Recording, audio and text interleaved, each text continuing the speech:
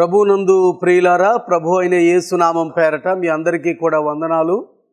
ఈ వారం agape assembly ఆధ్యాత్మిక సందేశాల పేరట మీ ముందుకు రావటానికి దేవుడు కృప చూపినందుకు దేవుని నామానికే మహిమ కలుగునుగాక. ఈరోజు మన ధ్యానం నిమిత్తం హెబ్రీయులకు రాసిన పత్రిక 12వ అధ్యాయం 5వ వచనాన్ని మూలవాక్యంగా చదువుకుందాం. నా కుమారుడా, ప్రభు చేయు శిక్షను తృణీకరించకుము, ఆయన నిన్ను గద్దించినప్పుడు విసుగకుము. దేవుని యొక్క వాక్యం సెలవిస్తుంది, దేవుడు మనిషిని గద్దించినప్పుడు విసుగకూడదు అని. ఎందుకు గద్దిస్తున్నాడు ఆయన అనంటే, ప్రతి మనిషి కూడా తాను తన ఇష్టానుసారమైన మార్గములో, దేవునికి వ్యతిరేక మార్గములో, దేవునికి వ్యతిరేకంగా తిరుగుతున్నప్పుడు, దేవునికి నచ్చనట్లుగా బ్రతుకుతున్నప్పుడు దేవుడు అతన్ని సరిచేయటానికి గద్దిస్తాడు. ఆ గద్దింపును మనం స్వీకరించాలి. అంతేగాని ఆ గద్దించినప్పుడు ఏంటి దేవుడు ఇలా మాట్లాడుతున్నాడు, నాకు స్వేచ్ఛ లేదా అని అనుకుంటూ మనం విసిగిపోకూడదు.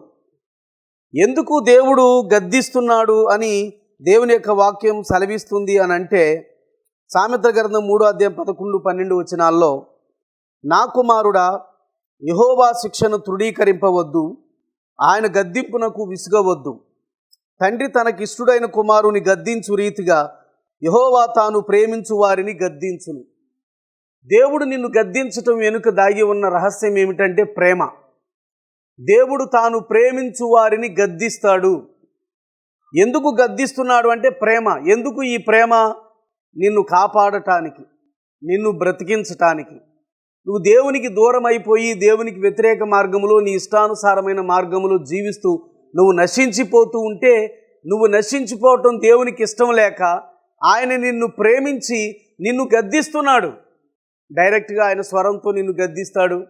వాక్య రూపంలో దైవ సేవకుల ద్వారా లేదా పరిశుద్ధులైన విశ్వాసుల ద్వారా, నీకంటే వయసులో పెద్దవారి ద్వారా, నీకంటే వయసులో చిన్నవారి ద్వారా, నీ సమకాలికుల ద్వారా దేవుడు నిన్ను గద్దిస్తూ ఉంటాడు.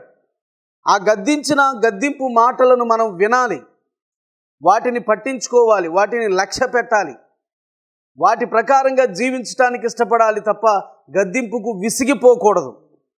కానీ కొంతమంది ఎలా ఉంటారు అంటే, సామెతల గ్రంథం 1:30లో, నా ఆలోచన విననొల్లకపోయిరి, నా గద్దింపును వారు కేవలం తృణీకరించిరి. గద్దింపును కొంతమంది తృణీకరిస్తున్నారు, ఏమాత్రం కూడా గద్దింపుకు లోబడటం లేదు. దేవుడు గద్దించటం వాళ్ళకి ఇష్టం లేదు. దేవుడు గద్దించినప్పుడు వాళ్ళు వినకుండా వాళ్ళు తృణీకరిస్తున్నట్లుగా దేవుని యొక్క వాక్యం సెలవిస్తుంది. కాబట్టి జాగ్రత్తగా వినండి. దేవుని యొక్క వాక్యంలో సెలవిచ్చినట్లు మనము గనక దేవుని యొక్క గద్దింపును తృణీకరిస్తే, ఎన్నిసార్లు చెప్పినా, సామెతల గ్రంథం 29వ అధ్యాయం 1వ వచనంలో, ఎన్నిసార్లు గద్దించినను లోబడని వాడు మరి తిరుగు లేకుండా హఠాత్తుగా నాశనం అవుతాడు అని దేవుని వాక్యం సెలవిస్తుంది. ఎన్నిసార్లు దేవుడు గద్దించినా మనము లోబడకపోతే చివరికి నాశనమే. ఈ గద్దింపుకు లోబడకపోతే ఇంకా సామెతల గ్రంథం 10:17లో త్రోవ తప్పిపోతామని, సామెతల గ్రంథం 12:1లో పశుప్రాయులమని, సామెతల గ్రంథం 15:10లో మరణమవుతామని దేవుని యొక్క వాక్యం సెలవిస్తుంది. గద్దింపును వినకపోతే నాశనము, గద్దింపును వినకపోతే త్రోవ తప్పిపోతాం, పశుప్రాయులం అయిపోతాం, మరణమైపోతాం. అందుకే గద్దింపును మనము త్రోసివేయకూడదు, తృణీకరించకూడదు, గద్దించినప్పుడు విసుగకూడదు అని దేవుని యొక్క వాక్యం సెలవిస్తుంది. యోబు గ్రంథం 5వ అధ్యాయం 17వ వచనంలో, దేవుడు గద్దించు మనుష్యుడు ధన్యుడు, కాబట్టి సర్వశక్తుడగు దేవుని శిక్షను తృణీకరింపకుము అని బైబిల్ సెలవిస్తుంది. దేవుడు గద్దించు మనుష్యుడు ధన్యుడు. ఆయన నిన్ను గద్దించినప్పుడు నీవు ధన్యమైన జీవితంలోనికి ఎదుగుతావు, ధన్యకరమైన జీవితంలోనికి. అందుకే ఆయన గద్దించినప్పుడు నువ్వు విసిగిపోవద్దు, ఆయన గద్దించినప్పుడు నువ్వు తృణీకరించొద్దు, త్రోసివేయొద్దు, ఆయన గద్దింపును నువ్వు అశ్రద్ధ చెయ్యొద్దు అని దేవుని యొక్క వాక్యం సెలవిస్తుంది. ఎందుకు గద్దిస్తున్నాడు అంటే, నీ మీద ప్రేమతో, నిన్ను ప్రేమించి, ఎంతగానో దేవుడు నిన్ను ప్రేమించి ఆయన నీ పట్ల ఆయన ప్రేమను చూపుతూ ఆయన నిన్ను గద్దిస్తున్నాడు అన్న విషయాన్ని మనం గుర్తుంచుకోవాలి. ఆయనకు నీ మీద ఎంతో ప్రేమ ఉంది. నువ్వు నశించిపోవటం, నాశనం అయిపోవటం దేవునికి ఇష్టం లేదు. ఆయనకు దూరంగా వెళ్ళిపోవటం ఆయనకి ఇష్టం లేదు. అందుకే నిన్ను సరిచేయటానికి దేవుడు నిన్ను గద్దిస్తున్నాడు. ఆ గద్దింపును తృణీకరించావనుకో నువ్వు నాశనానికి వెళ్ళిపోతావు. అదే దేవుడు గద్దించిన మనుషుడు ధన్యుడు అని బైబిల్ ఎందుకు సెలవిస్తుంది అంటే, ఆయన గద్దించినప్పుడు లక్ష్య పెడితే ఎన్నో ప్రయోజనాలు ఉన్నాయి. ఈరోజు మన ప్రసంగ అంశం ఏమిటి అంటే, గద్దింపు ద్వారా కలుగు ఫలితాలు. బైబిల్ సెలవిస్తుంది దేవుడు గద్దించు నరుడు ధన్యుడు అని. ఏమిటి ఆ ధన్యత, ఏంటి ఆ ఫలితం, గద్దింపు ద్వారా ఎటువంటి ఫలితాలు మనకు కలుగుతాయి అని దేవుని యొక్క వాక్యం సెలవిస్తుంది అంటే, సామెతల గ్రంథం 15వ అధ్యాయం 5వ వచనం చదువుకుంటే, మూఢుడు తన తండ్రి చేయు శిక్షను తిరస్కరించును, గద్దింపునకు లోబడువాడు బుద్ధిమంతుడగును అని. ఒక మనిషిని దేవుడు గద్దించినప్పుడు ఆ గద్దింపుకు లోబడితే అతడు బుద్ధిమంతుడవుతాడు. దేవుడు గద్దించు నరుడు ధన్యుడు అని మనం చదువుకున్నాం కదా.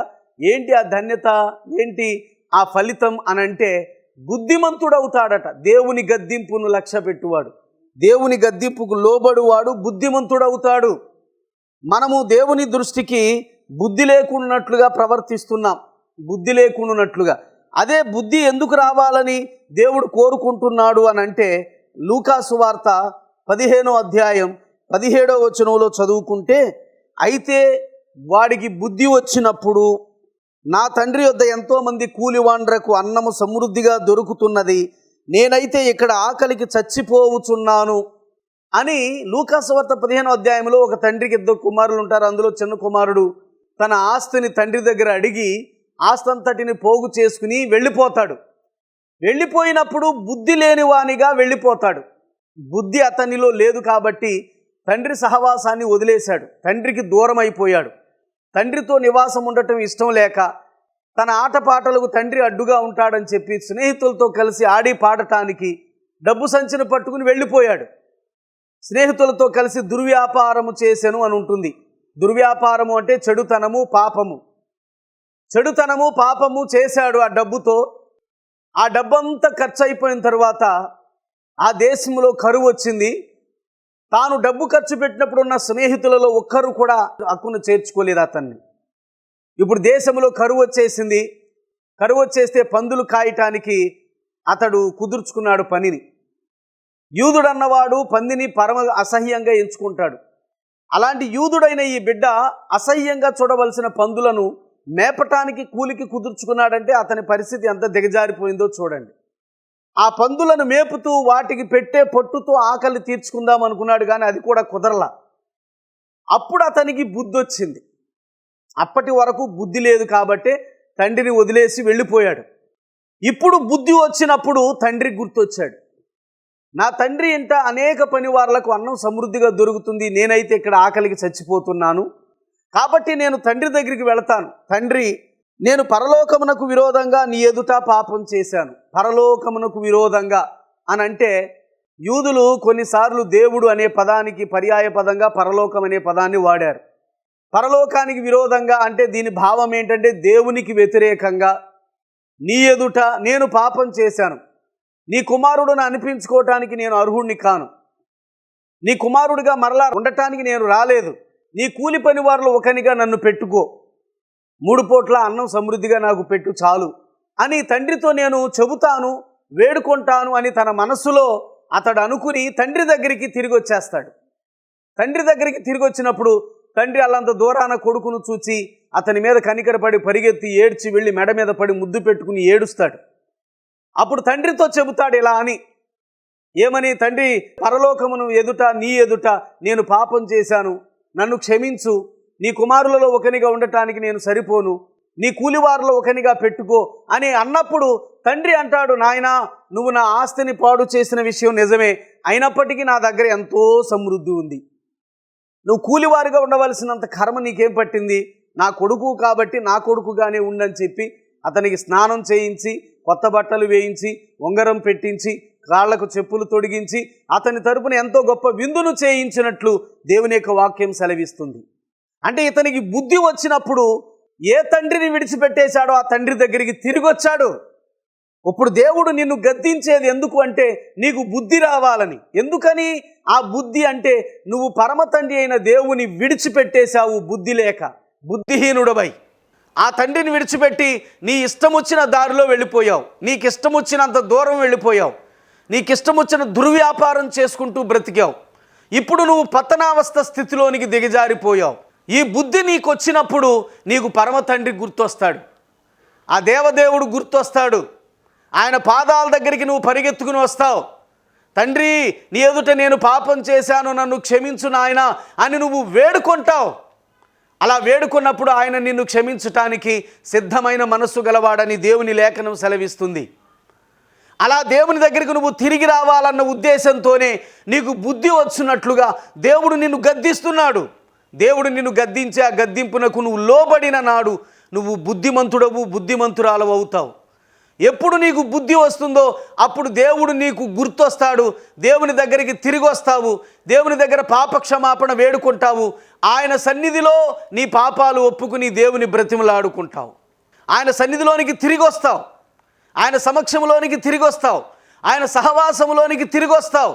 ఇవన్నీ జరగటానికే దేవుడు నిన్ను గద్దిస్తున్నాడు. అందుకే ఆయన గద్దించిన గద్దింపునకు నువ్వు విసుగవద్దు అని దేవుని యొక్క వాక్యం సెలవిస్తుంది. గద్దింపును విసుకోకుండా గద్దింపుకు లోబడితే నువ్వు బుద్ధిమంతుడవు అవుతావు. బుద్ధిమంతుడు అయిన పక్షములో దేవుని సన్నిధికి తిరిగి వస్తావు, నీ పాపాలు ఒప్పుకుంటావు, ఆయన సమక్షములో ఒప్పుకుని ఆయన చేత క్షమించబడి ఆయన బిడ్డగా చేర్చబడతావు. ఆయన బిడ్డగా నువ్వు తిరిగి రావటానికే నీవు బుద్ధిమంతుడగునట్లు ఆయన నిన్ను గద్దిస్తున్నాడు. అందుకే గద్దింపు ద్వారా కలిగేటటువంటి ప్రయోజనం ఏమిటి, ఫలితం అని అంటే బుద్ధిమంతులవుతారు. దేవుడు ఒక వ్యక్తిని గద్దించినప్పుడు ఆ వ్యక్తి గనక ఆ గద్దింపుకు లోబడితే అతడు బుద్ధిమంతుడై తండ్రి అయిన దేవుని దగ్గరికి తిరిగి వస్తాడు. తన పరమ తండ్రి అయిన దేవుని దగ్గరికి తిరిగి వస్తాడు. తన పాత రోత జీవితాన్ని ఒప్పుకుని విడిచిపెట్టేస్తాడు. యేసు రక్తములో తన పాపాలు కడుక్కుంటాడు. దేవుని సన్నిధిలో చేరి ఆయన సహవాసంలో చేరతాడు. ఆయన ప్రియ బిడ్డగా ఆయన ఇంటిలో అడుగు పెడతాడు. అందుకే దేవుడు నిన్ను గద్దిస్తున్నాడు. అందుకే ప్రేమతో దేవుడు నిన్ను గద్దించేది. ఆయన ప్రేమించే నిన్ను గద్దిస్తున్నాడు. నువ్వు ఆయన ఇంటిలో నుంచి బయటికి వెళ్ళిపోయావు, ఆయన సహవాసంలో నుంచి బయటికి వెళ్ళిపోయావు, ఆయన దగ్గర నుంచి బయటికి వెళ్ళిపోయావు. ఇప్పుడు ఆయన ఇంటిలోనికి, ఆయన సహవాసంలోనికి, ఆయన దగ్గరకు రావటానికే నీకు బుద్ధి కలుగునట్లు దేవుడు నిన్ను గద్దిస్తున్నాడు. ఆ గద్దింపుకు నువ్వు లోబడితే నువ్వు బుద్ధిమంతుడు అవుతావు, ఆయన దగ్గరికి తిరిగి వస్తావని దేవుని యొక్క వాక్యం సెలవిస్తుంది. ఇది మొట్టమొదటి ప్రయోజనం. అంటే దేవుని యొక్క గద్దింపు ద్వారా కలిగేటటువంటి ఉపయోగాలను గురించి మనం ధ్యానం చేస్తున్నాం కదా. ఫలితాలను గురించి దేవుని గద్దింపు ద్వారా కలిగే మొదటి ఫలితం ఏమిటి అని అంటే, మనము గద్దింపబడినప్పుడు, గద్దింపుకు లోబడితే బుద్ధిమంతులమవుతాము. రెండవ మాట సామెతల గ్రంథం 15వ అధ్యాయం 32వ వచనాన్ని చదువుకుందామండి. గద్దించినప్పుడు నువ్వు వినుకోకుండా ఆ గద్దింపును విని దాని ప్రకారం నువ్వు చేసినప్పుడు నువ్వు వివేకవంతుడవు, వివేకవంతురాలు అవుతావు అని దేవుని యొక్క వాక్యం సెలవిస్తుంది. 14వ కీర్తన 2వ చరణం, వివేకము కలిగి దేవుని వెదుకువారు కలరేమో అని యెహోవా ఆకాశము నుండి చూచి నరులను పరిశీలించెను. ఆకాశము నుండి నరులను పరిశీలించి ఏం చూస్తున్నాడు దేవుడు? ఈ నరులలో వివేకము కలిగి దేవుని వెదుకువారు కలరేమో అని. వివేకంతో ఒక మనిషి దేవుని వెదకగలుగుతాడు. అవివేకి దేవుని వెదకలేడు. వివేకం కలిగిన వాడే దేవుని వెదికే మనసు కలిగి ఉంటాడు. వివేకం కలిగిన వాడే దేవుని వెదకగలుగుతాడు. అందుకే ఇంతమంది జనులలో వివేకము కలిగి దేవుని వెదుకువారు కలరేమో అని యెహోవా ఆకాశము నుండి చూచి నరులను పరిశీలిస్తున్నాడు. వివేకవంతులు దేవునికి అవసరం. అవివేకంగా బ్రతికే వారిని ఆయన ఎప్పటికీ కూడా ఇష్టపడడు. వివేకవంతులనే ఆయన ఇష్టపడతాడు అని దేవుని యొక్క వాక్యం సెలవిస్తుంది. ఎందుకని మనుషులు వివేకంతో ప్రవర్తించాలని దేవుడు ఆశపడుతున్నాడు అని అంటే దానికి కారణం యోబు గ్రంథం 28వ అధ్యాయం 28వ వచనం చదువుకుందాం. యెహోవా యందలి భయభక్తులే జ్ఞానమనియు దుష్టత్వము విడుచుటయే వివేకమనియు ఆయన నరులకు సెలవిచ్చెను. దుష్టత్వమును విడుచుటయే వివేకము అని దేవుడు నరులకు సెలవిచ్చాడట. అంటే నరులలో వివేకవంతుల కోసం దేవుడు చూస్తున్నాడు అంటే దాని అర్థం ఏంటి? దుష్టత్వమును విడిచిపెట్టాలి వీరు అని ఎదురు చూస్తున్నాడు ఆయన. వివేకం కలిగిన వారు దుష్టత్వాన్ని విడిచిపెడతారు అని దేవుని యొక్క వాక్యం సెలవిస్తుంది. పాపములో జీవించే ఈ వ్యక్తి బుద్ధి తెచ్చుకుని దేవుని దగ్గరకు వచ్చి తన పాపాలు ఒప్పుకున్నాడు కదా. ఇప్పుడు ఒప్పుకున్నటువంటి ఈ పాపాలన్నింటినీ, ఒప్పుకున్నటువంటి దుష్టత్వం అంతటిని ఇప్పుడు విడిచిపెట్టేయాలి. అప్పుడు నువ్వు వివేకవంతుడవు, వివేకవంతురాలు అవుతావు దేవుని దృష్టిలో. కాబట్టి దేవుని యొక్క వాక్యం సెలవిస్తుంది, దుష్టత్వమును విడుచుటయే వివేకమని ఆయన నరులకు సెలవిచ్చాడు. దేవుని దృష్టిలో వివేకం అంటే ఒక వ్యక్తి దుష్టత్వాన్ని విడిచిపెట్టి బ్రతకటం, దుష్టత్వమును విడిచిపెట్టడం, దౌర్జన్యాన్ని విడిచిపెట్టడం, దౌర్భాగ్య జీవితాన్ని విడిచిపెట్టడం, పాపకరమైన జీవితాన్ని విడిచిపెట్టడం, అవిధేయకరమైన జీవితాన్ని విడిచిపెట్టడం, అతిక్రమాన్ని విడిచిపెట్టడం, అక్రమాన్ని విడిచిపెట్టడం. ఇదంతా వివేకుల లక్షణమని దేవుని యొక్క వాక్యం సెలవిస్తుంది. అందుకే గద్దింపును వినువాడు వివేకి అగును అని సామెతల గ్రంథంలో 15వ అధ్యాయం 32వ వచనంలో ఇప్పుడే మనం చదువుకున్నాం. ఎలాంటి వివేకవంతుడుగా నువ్వు మారాలి అనే ఆయన నిన్ను గద్దిస్తున్నట్లుగా దేవుని యొక్క వాక్యంలో ఎప్పటి వరకు కూడా మనం చదువుకున్నాం. ఎలాంటి వివేకవంతులు దేవునికి కావాలి.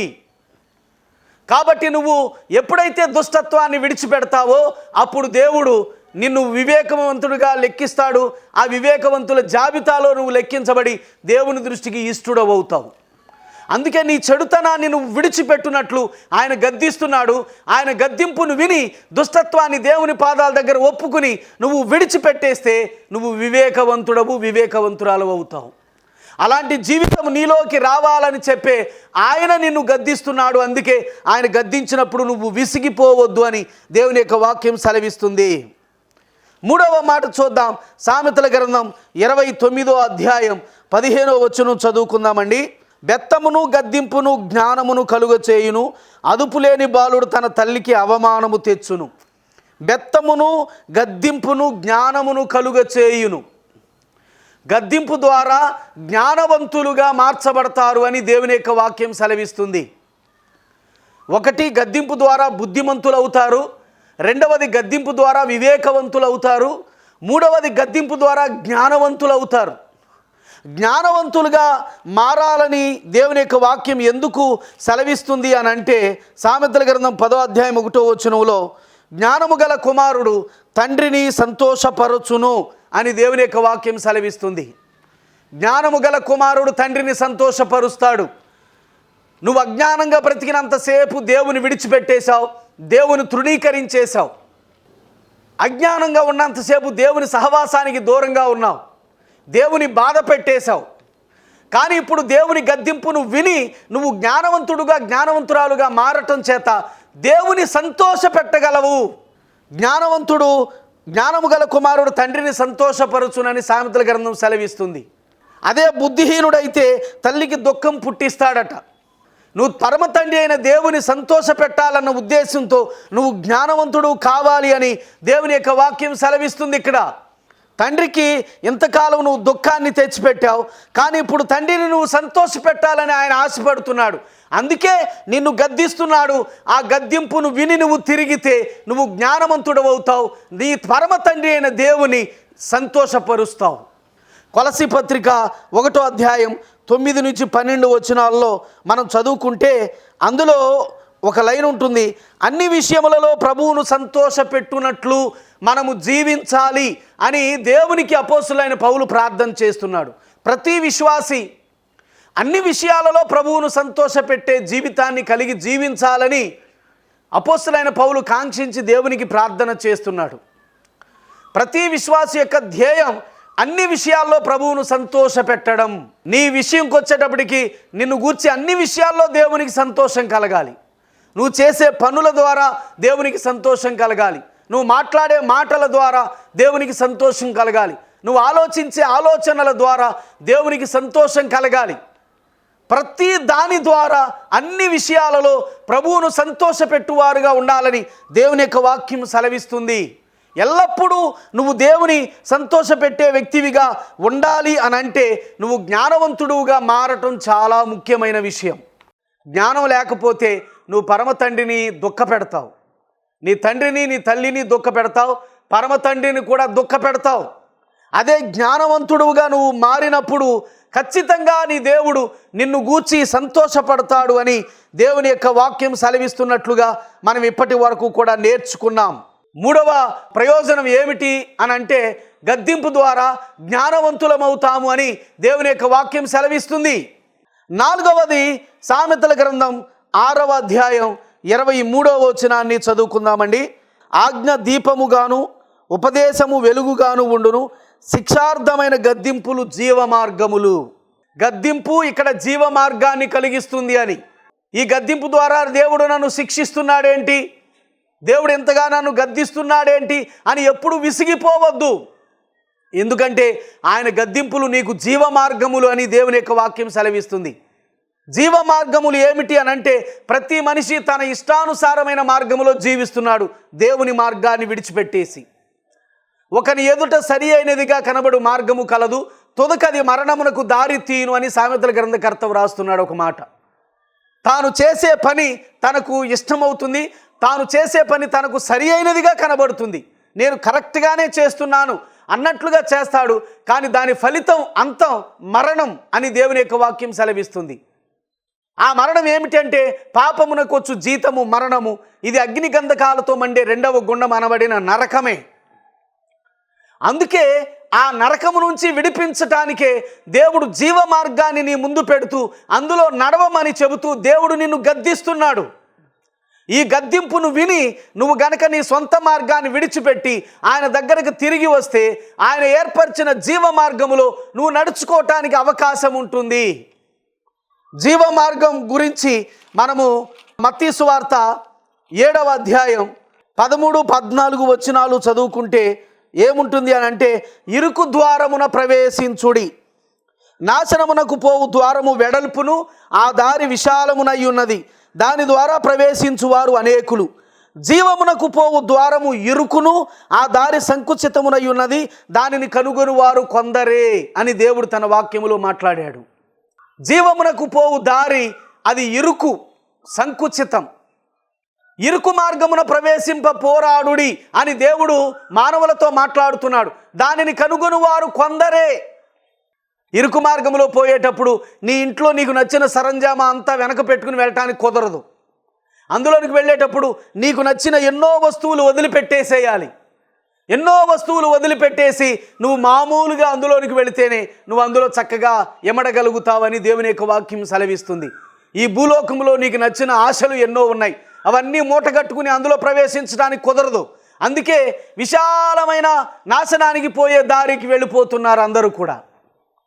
జీవ మార్గమైన ఇరుకు మార్గమున ప్రవేశించ పోరాడుడి అని దేవుని వాక్యం సెలవిస్తుంది.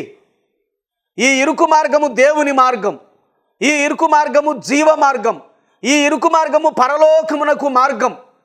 జీవ మార్గం అంటే పరలోకానికి పోయే మార్గం. యేసు ప్రభు చెప్పాడు, నేనే మార్గము అని. ఆయనను నమ్ముకొని ఆయన యందు విశ్వాసం ఉంచి పాపాలు ఒప్పుకుని ఆయన దగ్గర నమ్మకంగా బ్రతుకుతూ మనము చక్కగా దేవుని దృష్టికి ఎదుగుతూ ఉంటే ఆ దేవాది దేవుడు మనలను బలపరుస్తాడు. అందుకే మనము దేవుని నమ్ముకుని దేవుని యందు విశ్వాసముతో చక్కగా బ్రతకాలి, ఇరుకు మార్గములో ప్రవేశించాలి. ఈ ఇరుకు మార్గమున ప్రవేశించటానికి చాలా కొద్ది మందే వస్తారట. ఎందుకంటే కొన్ని రిస్ట్రిక్షన్స్ ఉంటాయి ఇందులో, అందువలన అవి వారికి నచ్చవు. వారి స్వేచ్ఛను హరించి వేస్తున్నట్లుగా వాళ్ళు భావిస్తారు. అందుకే మా స్వేచ్ఛకు భంగం కలిగించే ఈ రిస్ట్రిక్షన్స్తో కూడిన మార్గం మాకొద్దు, ఈ జీవ మార్గం మాకొద్దు అని చాలామంది వదిలిపెట్టేస్తున్నారు ఈ లోకంలో. కానీ దేవుడు నిన్ను ప్రేమించి ఎందుకు గద్దిస్తున్నాడు అంటే ఆ గద్దింపును నువ్వు విని లోబడ్డం ద్వారా నువ్వు జీవ మార్గములోనికి ప్రవేశించాలని ఆయన ఎంతో ఇష్టపడుతున్నాడు ప్రియులారా. కాబట్టి మనం ఏం చెయ్యాలి అంటే దేవుని యందు విశ్వాసం ఉంచి ఆయన యందు భయభక్తులు కలిగిన వారంగా మన పాపాలు ఒప్పుకుని ఆయనను నమ్ముకుని ఆయన మీద ఆధారపడి బ్రతకడం ద్వారా ఈ జీవ మార్గాన్ని మనం కలిగి ఉంటాం. నువ్వు ఆయన వైపుకు తిరుగునట్లుగా దేవుడు నిన్ను గద్దిస్తున్నాడు. ఆ గద్దింపుకు నువ్వు విని లోబడితే నువ్వు ఖచ్చితంగా జీవ మార్గాన్ని చవి చూడగలుగుతావు. అందుకే దేవుడు నీతో మాట్లాడుతున్నాడు ఈ రోజున, నీవు ఆయన గద్దించినప్పుడు విసిగిపోవద్దు అని. ప్రకటన గ్రంథం 3వ అధ్యాయం 19వ వచనంలో దేవుడు మాట్లాడుతూ అంటున్న మాట ఏమిటి అని అంటే, నేను ప్రేమించు వారందరినీ గద్దించి శిక్షించుచున్నాను, కనుక నీవు ఆసక్తి కలిగి మారు మనస్సు పొందుము. ఆయన ప్రేమించు వారందరినీ అందుకే గద్దిస్తున్నాడు. ఆయన ప్రేమతో నిన్ను గద్దిస్తున్నాడు. నువ్వు ఇప్పటికైనా మారు మనస్సు పొందు. నువ్వు మారు మనస్సు పొంది దేవుని సన్నిధిలో రక్షణ పొందు వ్యక్తిగా ఉండాలి అన్న ఉద్దేశంతోనే దేవుడు నిన్ను గద్దిస్తున్నాడు.